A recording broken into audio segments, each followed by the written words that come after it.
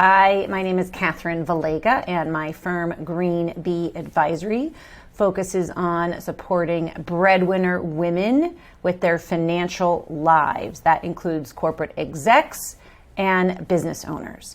So shout out today to a personal finance reporter, Kate Ashford. She's one of my favorites. And she reached out to me to discuss longevity questions that you should be discussing with your financial planner. So we're going to talk about that today.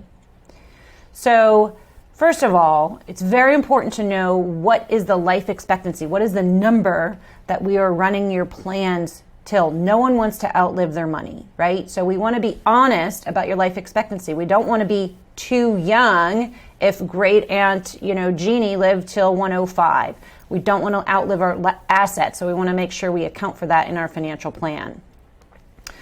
What are we doing for long-term care expenses? This is a really important conversation that I like to have with my clients as early as their 40s to consider long-term care insurance, adding that to the mix.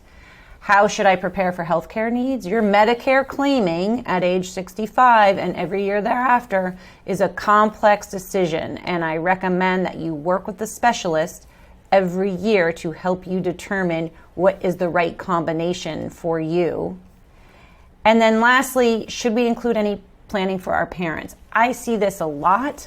My clients can have the best intentions with their own plan, be working so hard, and then what happens is there may be an event that they have to help their parents with, either emotionally or financially or both. And so I do like to talk to my clients about what we're doing with their parents and if they are set for themselves or not.